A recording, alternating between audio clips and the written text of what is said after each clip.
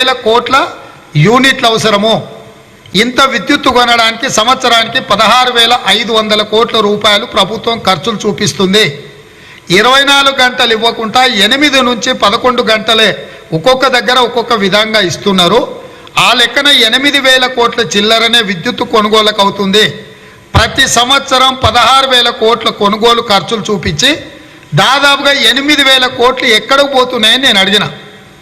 24 గంటల ఉచిత విద్యుత్తు ఇస్తే 16,500 కోట్ల రూపాయలు ఖర్చు అవుతుంది, ఖర్చులు చూపిస్తుంది. 24 గంటలు రైతులకు ఉచిత విద్యుత్ ఇస్తున్నామని రాష్ట్ర ప్రభుత్వం.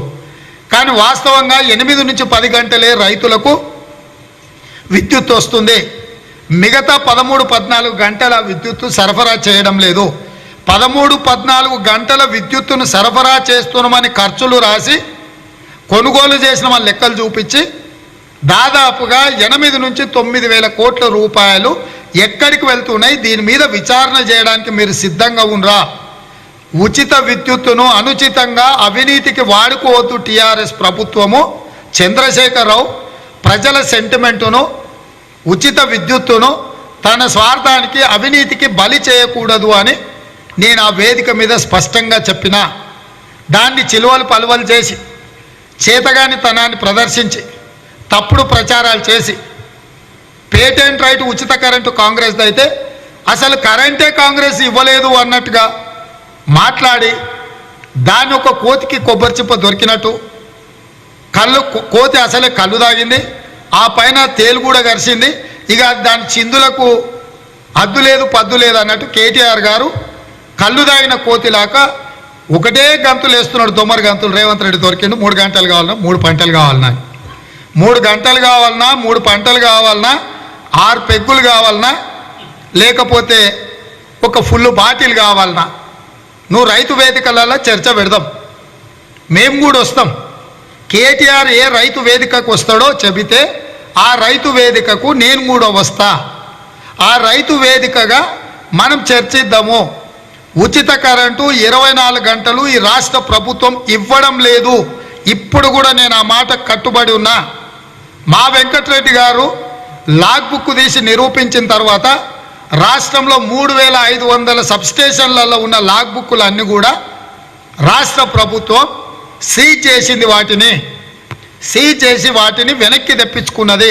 ఇవాళ తెల్ల కాగితాల మీద ఎన్ని గంటలు కరెంటు వచ్చింది, ఎన్ని గంటలు రైతులకు సరఫరా చేసిందని సబ్స్టేషన్లలో రాసుకునే దివాలాకోరు పరిస్థితి రాష్ట్రంలో వచ్చింది అని అంటే ప్రభుత్వం ఏ రకంగా ఉచిత కరెంటును అవినీతికి వినియోగించుకొని ప్రజల్ని ఏ విధంగా మభ్యపెడుతుంది అనేది ఆలోచన చేయాలి.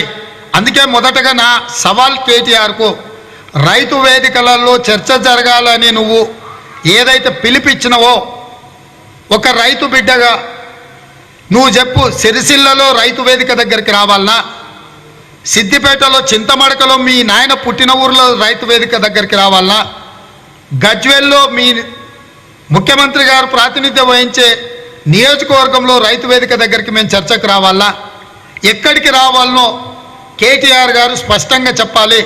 లేదంటే విద్యుత్ శాఖ మంత్రి జగదీశ్వర్ రెడ్డి గారి సొంత శాసనసభ నియోజకవర్గం తుంగతుర్తిలో నాగారం గ్రామంలో ఉండే రైతు వేదిక దగ్గరికి రావాలన్నా. మీరు సవాలు విసిరించు, మీరు చర్చ పెట్టమన్నారు. చర్చకు మేము కాంగ్రెస్ పార్టీ నాయకులు ముఖ్యమైన వాళ్ళందరం రైతులుగా వ్యవసాయం చేసే మేమందరం ఆ రైతు వేదిక దగ్గరికి చర్చకు వద్దాం. 24 గంటలు ఉచిత విద్యుత్ ఇస్తలేరని మేము అంటున్నాం, ఇస్తున్నారని మీరు అంటున్నారు. మేము ఆధారాలు తీసుకొని వస్తాం, మీరు రాండి చర్చిద్దాం అనేది నా మొదటి సవాలు, మొదటి అంశం. ఇక రెండవది, తెలంగాణ రాష్ట్రం ఏర్పడ్డ తర్వాత విద్యుత్తు కోతల నుంచి, కాలిపోతున్న మోటార్ల నుంచి, పేలిపోతున్న ట్రాన్స్ఫార్మర్ల నుంచి ఈ ప్రాంత రైతులను కాపాడుతాను, నేను దేవదూతను, దేవుడు నన్ను దైవాంశ సంభూతుడిగా తయారు చేసి ఈ భూలోకం మీదకి పంపించాడు. ఈ రైతులు కష్టాలలో ఉన్నారు, కన్నీళ్ళల్లో ఉన్నారు. వీటిని తూడవడానికి, రైతుల కష్టాలను తీర్చడానికి నేను వచ్చిన శాసనసభలో చంద్రశేఖరరావు గారు గొప్పలు చెప్పుకొని బయట అగ్వకు విద్యుత్తు అమ్మకానికి ఉన్న కేంద్ర ప్రభుత్వం అగ్వకు నీకు విద్యుత్ అమ్ముతా అని పీయూష్ గోయల్ కేంద్ర మంత్రి గారు చెప్పిన ఆ అంశాన్ని పక్కన పెట్టి నూతన విద్యుత్తు థర్మల్ పవర్ ప్రాజెక్ట్స్ నిర్మిస్తా అని చెప్పి అక్కడ చెప్పిండు. ఆ రోజు చర్చలో కూడా జానారెడ్డి గారు నువ్వు ఒకవేళ 3 ఏళ్ళ ఈ ప్రాజెక్టులు నిర్మిస్తే నీకు పాలాభిషేకం